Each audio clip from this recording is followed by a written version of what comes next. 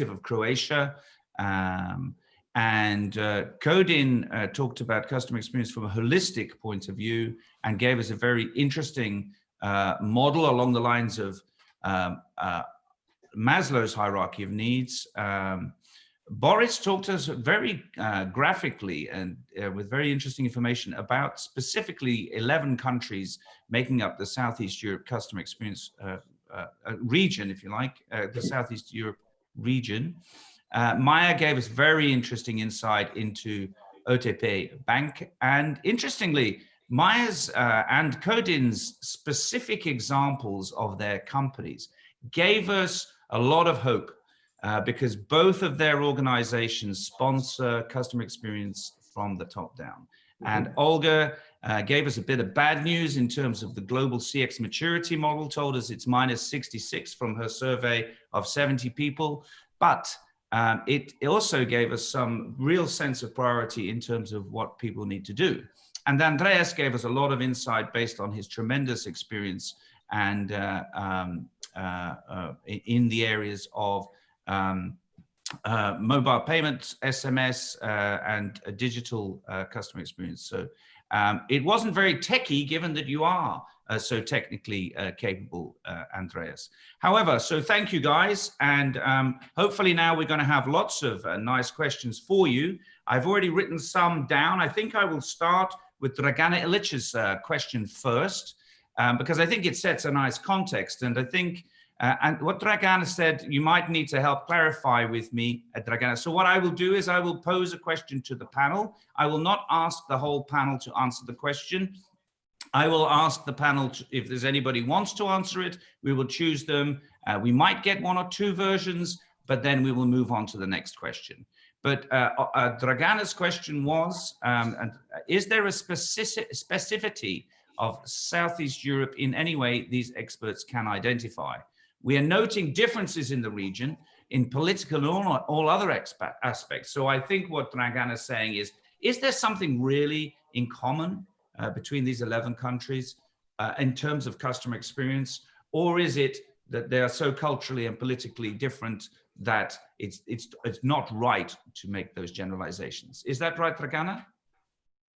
I think you wrapped it up correctly. Yeah. Okay. Thank you. Thank you, Neil. So perhaps could I ask Katarina or Maya, would you like to address that question at all? Yeah, sure. Okay, fire away. Okay. Yeah. Well, thank you for the question. It is really interesting, and I have been thinking about it a lot.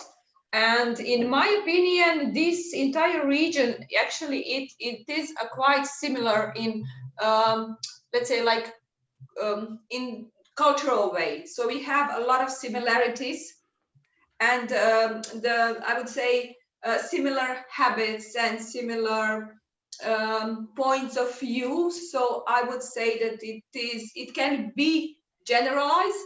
I am totally against the generalization, but I would say there are few how to say it, points that are quite similar for this region. Yes. Yeah. Can you put your finger on anything specifically, Katarina, that you think people have in common? I'm not sure that that's the only angle, but maybe I can add on Katarina. Yes, so yes, fully please agree. do. Yes. Thank you. So to fully agree on the conclusion that we do have a lot of similarities, I would say that maybe one specific thing about the culture of this specific region is that we have this strong hospitality among our countries. And I think that maybe good experiences are mostly based on this hospitality thing. So we like to make people happy and feeling good around us.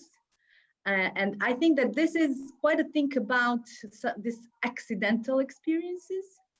So I think that it's time to move to some intentional good experiences. So to keep the hospitality manner there, but to try to somehow structure it, to design it to be good and in order to be sustainable, of course. To be planned. Yeah. To be planned, to plan that experience, not just to happen. And really, thank you very much. I think it's a great example that you said, hospitality. Really. I can give you another example. Sure. Is that Codin? Yeah. Yeah, sure, Codin. Thank you. If I can add a little bit, maybe some of you might be familiar with this cultural dimensions model from Gerd Hofstede. It's a Dutch guy. And he's describing specific country cultures in certain dimensions, the power distance, masculinity versus feminism, uncertainty, avoidance, long-term orientation, and so on. I'm not sure, I don't think I can share the screen now because I was doing, while I was listening to you guys, I was doing an online comparison. He has a very... we can give you the screen share if you want to do it quickly. Christina, just can we chuck it over to Codin? My statements now better. Yeah. Okay. Sorry, but Emilia has the host role because she's broadcasting this live. This panel question. Okay, yeah, because I'm still not able to. Okay, well, we're being recorded, so quickly keep talking. Okay. So basically, I can see all the countries. So I put Serbia, Croatia, Romania, Greece, for instance, in the model. And I see pretty much all of them, they are more collective cultures. The dimension of individualism is not changing very much, from 25 to 35 points between these countries, which means that usually we like to belong to a certain group. On the downside, I would say responsibility is a bit diffused in the group. So we don't like to take on individual responsibility, which is, by the way, the same thing in the Middle East cultures. The power distance, there are some differences here, but overall we like hierarchies. We are still designing our companies with the big distance between the top and the bottom. And I would say here, I see Romania is by far still very hierarchical comparing to Greece, let's say, which is a bit lower. And Serbia and Croatia is somewhere in between. The uncertainty avoidance, I think this is a very critical thing, and it's related to CX pretty strong in my view. We don't like risk.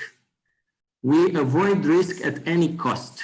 We don't like to have a culture of experimenting things, which on a long run might affect the sustainability of our businesses. One way or another, we need to take some risks. I see the same things here in the Middle East.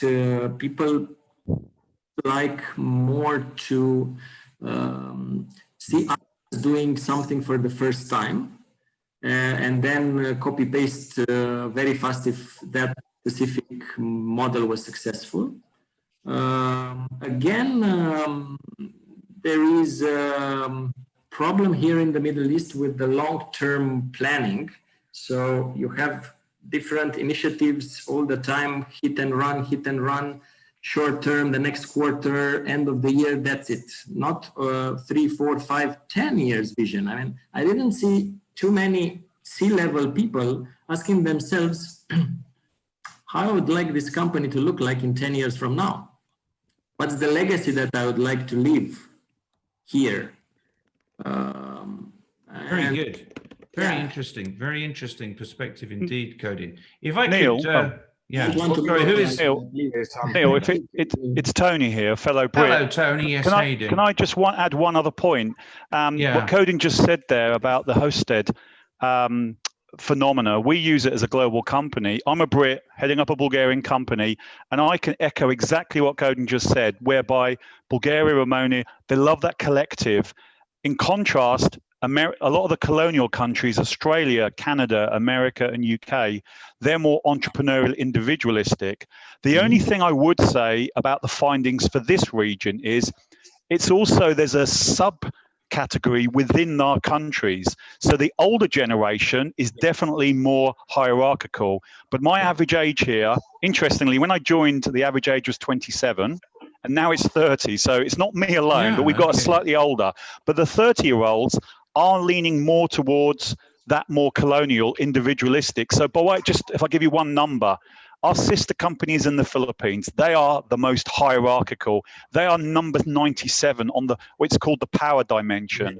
Bulgaria generally is around 70, and the UK, America, Germany is around the mid-30s, 40s. But within Bulgaria, it's actually closer. It's around 40 or 50. So we need to take into account those wonderful things called millennials. So in answer to Dragana's question, it is possible to, and the interesting thing about Codin's and Tony's and Katarina's answers was to focus on the analysis, not too much the subjective evaluation of that, because it's quite difficult in this complex area of the world. So thank you for your answers. And one of the questions to say something, I think I would like to ask a different question though of the panel, if that's okay, Andreas.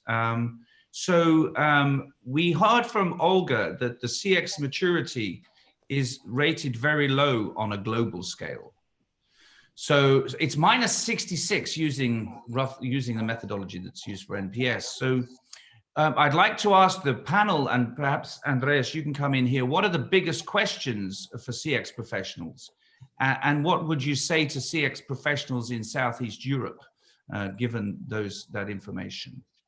Okay, the point is that it's going slow. Okay, that's what she said, right? It's all the time that happens with a company. When something new is coming, they don't have the ability to adapt it easily because they don't know it, and they need to hire new sources, and they need to make new procedures. So it's very common that all of the companies, if they want to postpone something, they will do it. And everything is started very slow. I mean, look at the digital transformation. It takes years and it's still not there. You know what I mean? So at the other hand, the competition it's getting pushy. So you can postpone, but up to the time that your major competitor is going to have this kind of methods, then you are obliged to do it. For me, it's not something good. It's not something new. It always happens with the companies. And let me just 1 second say something about the area. The Balkans, we are a bit faster, okay? And I would like to answer also the question of Christopher Brooks, that he said, what's impressed you in the lockdown in Balkan? You know, in Balkan, we are really very fast. We're faster than the German, no matter if they don't want to admit it, but anyway. But just because I have the experience to having webinars and seminars and speeches in Africa, in US, in all around the globe, I have to tell you that all of the people, they are reacting in the emotions with exactly the same thing. The culture is different, but all of the people all around the globe are exactly the same. Thank you. No, that's good, actually. Perhaps I could put that question about the maturity. What are the biggest questions for CX professionals? Is there anybody else on the panel would like to volunteer an answer? Yeah, I would like to share some thoughts. Yes, Boris, is that you, sir? Yes, that's me. That's great. Okay, great presentation today. Thank you, Boris. Go on, sir. Thank you. Well, I'd actually like to say something to repeat something that actually Andreas said in his presentation, which I actually really liked. And that is the fact that we as CX professionals, regardless of our exact position, being CS managers or CX directors, etc., it's really important for us to actually realize that we would never be able to achieve CX maturity and to achieve CX excellence if we don't get the board of directors behind us. So, and unfortunately, this may be the hardest task for us to do. So as long as you've got the stakeholders on board with your ideas and realizing how important CX is, then you would be able to pass them down the chain on, right? And I believe that's actually the advice I would give CX professionals nowadays. Yeah. They really have to have their efforts backed up by general management. Yeah, that's a great observation. So what you're saying, if you're not in a CX-led organization, change your job? Convince others. Convince them, yeah. Okay. I mean, what Boris Olga, yes, Olga wanted to come in there. Yes, please, Olga. I think the CX professionals have to be persuasive, and they have to have the leadership skills to earn that place in the attention of board directors. And taking us back to the previous discussion, especially in Southeast Europe, where the culture is so hierarchical, sometimes the best intentions of individuals are broken by the power of the people at the top. And because the cultures have been so heavily influenced by the government influence, and in relative terms, the decentralization hasn't happened that long ago, there's still a lot of kind of institutional control in the region, and the mindset of the institution is still there. So it's the ability to speak the language that the management is speaking and be persuasive enough to be on the same level as them. Completely agree, yeah. Is that a skill of persuasion? Is that what you're saying? That's one of the most important skills that CX professionals have to. Persuasion and understanding the mindset of people they're speaking to. Yeah, but it's not just persuasion, is it, Olga? It's what, I mean, Andreas very much talked about. If you're not going to talk about the you know, what matters to the boardroom, you're not going to be able to communicate to the boardroom. So you need to talk. Exactly. Yeah. So it's not just the skill of persuasion, it's perhaps the business cases. Would you like to elaborate on that at all, Olga? The persuasion skills, the specific skills, yeah. The persuasion would only work if you're presenting the facts that would be persuasive. And if you are a 30-something-year-old with your inclination to follow the individualistic culture, you need to shift your mindset to be the mindset of your boss, who may be in their 40s or 50s or 60s and who may have different perception of the world. So that's one skill, being able to step into somebody else's shoes and speak their language. The second skill is to have the financial literacy and the understanding of how businesses work, to be able to fit into the objectives and persuade with facts. And also the third skill is understanding your customers and bringing that information across to your leaders in a way that they can understand and act on. So three very specific skills that you define there to influence or the CX agenda. I mean, Maya, you've clearly done a great job at OTP with customer experience there. You've got a lot of influence there. So is there anything that you could share in terms of, for the audience, in terms of influencing the CX agenda and some skills that you think are essential? Well, actually, I'm creating a board journey every time when I have to talk to them. So like a board journey map. Yes, I'm really trying to map what I have to tell them and what's the best way for them to absorb this and eventually to give consent to something. So like we are teaching our colleagues to create journey maps and to design products and services in a way that customers are going to be most likely to buy them and to be happy. This is exactly what I'm doing with my lovely board members, and we are lucky here in OTP Banka to have really good top management that understands the issue. So it's so journey mapping with the board. You are doing journey mapping with the board. Well, unheard of. It's the same at Oman Bank at Muscat, Bank of Muscat. Yeah. You have to sign an affidavit now because we don't believe it. Yeah, I was just about to say, they're lying. I think they're lying. Well, Andreas, what do you think? Well, in fact, I lost it because I was watching. Okay, so the journey mapping with the board. I mean, these guys, I love this story. I love this story because it's so refreshing to hear. And I know from my experience that what happens at the top dictates what happens on the front line. That's dictates what happens on the front line. It's absolutely for sure. Yeah. If it's very hierarchical. Yeah. Well, if it's not hierarchical, it still has what happens at the top. But definitely, top down is the only way to push some. Yeah. So it's okay. So my next question is really, what advice do you have for? What is the foundation for a successful voice of the customer program? That's one of the questions that's been put to me. So who would like to answer that question from the panel, please? Andreas. I think that it's already answered by Olga 5 minutes ago, because she said something really, really very important. She said, you need to listen to whom you are talking with. You know what I mean?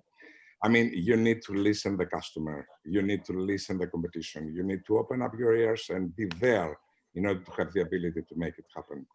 Great. Okay. Any other panelists have anything else to add to that? How to start a voice of the customer program? Yeah.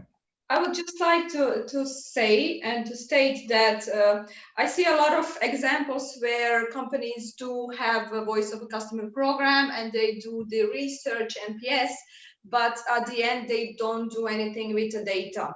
The data just is there and the answers are there and nobody does anything about it. So I would say that if you have, first of all, of course, you have to have a technology and you have to have the knowledge to ask the right question. But at the end, you really need to do something with the feedback that customer gives you, because that's really like crucial and the most important thing, that customers are willing to talk to you and to give their feedback to you. And I think it's really valuable and companies really need to start using those data. Yeah. Okay. So what percentage of companies, medium-sized companies in Croatia, have not got a voice of the customer program? Catherine, do you have a perspective? So what percentage of the companies in Croatia have got that, medium-sized companies in Croatia? Medium-sized, I would say that more than 50% do have some kind of research, let's say. They do some kind of research. Okay. So your foundation is that if you're going to do it, you got to use it. Is that what you're saying? Definitely. Yeah. Yes. Okay. Any other views from anybody else on the panel? Point, I would Olga, say, yes. Sorry. If you are embarking on that journey, you need to understand why you're doing it. So if you're trying to understand customer needs, for example, then ask appropriate question at the right time. If you're trying to understand customer satisfaction, again, which touch point are you interested in? Why are you interested in that touch point? What are you going to do with the data? So just introducing an NPS or CSAT system isn't going to get you to your objectives. So really being clear about why you're wanting to measure things. Sure. Okay. Very good. All right. So Chris, you had a point there that you made in the chat. Do you want to reinforce that point? Christopher, remember it's part of the overall customer experience. Well, thank you. I think on the point of VOC, quite often we look at this as an internal piece so we can measure how well we are delivering to our customers. But from the customer's perspective, it's just another customer experience they're going through. So it has to be part of the overall experience rather than just being a way of measuring it. I think it was Eurostar famously sort of found their satisfaction scores dropping because their feedback survey was so poor. So it's got to be of a really high standard when it's designed in the first place. Great. Okay. Thank you, Chris. I mean, I've got another contribution from a member of the audience. One of our, top CXM influencer in the survey which Customer Experience Magazine ran in the fourth quarter of 2019. Amanda Riches of Medallia has a point to make. Amanda, welcome. I hope you've had a good day judging. Thank you for judging. Yes, absolutely. Would you like to contribute to that point that Chris was making? Well, I think Chris and Katerina, absolutely, it's completely about driving the action. And for me, where people have had real success is when they can link it to business outcomes. So that this is about actually how do we drive cost efficiencies by improving the experience and driving cost, digital experiences. It's about, getting it into, can you increase revenue and can you improve retention? And the more you can link it to those hard business outcomes, the better success you tend to have from voice of client programs or voice of customer.